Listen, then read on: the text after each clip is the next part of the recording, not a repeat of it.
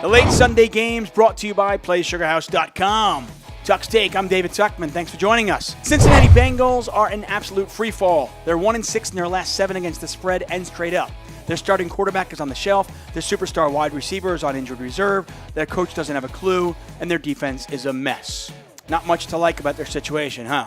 All that said, Marvin Lewis is 8-2-1 against the spread on the West Coast in his career, and they're getting a truckload of points this week against the Chargers. Speaking of the Chargers, this is the 7th time in Phillip Rivers' career that he's been favored by more than 2 touchdowns. Rivers hasn't lost in this scenario, but they've only covered the spread once. That was earlier this season versus the Cardinals. After an emotional comeback victory last week versus Pittsburgh, one might expect the Chargers to have a letdown game. But this team is different. Chargers roll 37-10.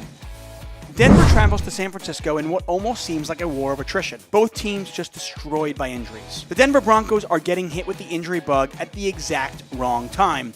And unfortunately for them, I think it ultimately keeps them from making the playoffs. But this week, I'm not sure it matters. The 49ers are 3-9 against the spread this season, and the Broncos are 6-1 against the spread in their last 7. As long as the line stays under a touchdown, my money is going on Denver. And the game we've obviously all been waiting for. The Detroit Lions take on the Arizona Cardinals. We touched on this earlier in the season. When management traded Golden Tate, they sent a clear message to the locker room, and the players took note. Detroit is 1-5 in their last 6, and it hasn't been pretty. Now in Arizona, they aren't exactly contending for a championship, mind you, but this is a team that is still playing hard week in and week out. Detroit has lost 5 straight in Arizona. I think that streak stays intact. Give me the Cardinals.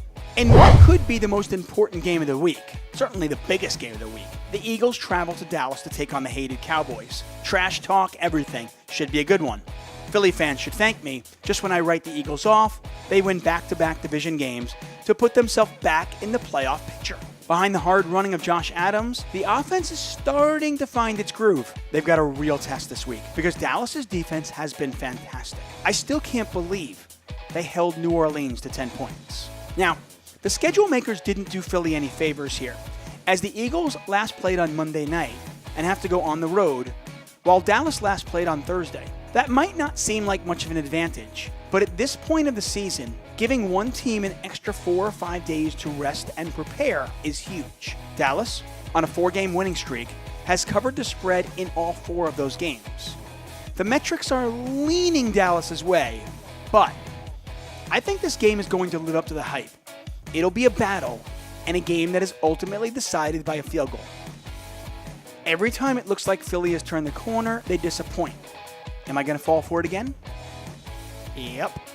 Give me the Eagles and the points. The Steelers travel to Oakland to take on the Raiders. Coming off a devastating loss in which they blew a 23-7 lead at home. I mean, that's awful. The Steelers travel to the West Coast where they've consistently underperformed. I'm not going to sit here and tell you the Steelers will lose to the hapless Raiders. But I will say, in Ben Roethlisberger's career, Pittsburgh has been favored by at least 10 points 10 times on the road. Big Ben and the Steelers are 1-9 against the spread in those games. Don't fight the math. Give me the Raiders and the points. Enjoy the games, and good luck. Until next time, I'm David Tuckman. Thanks for joining us.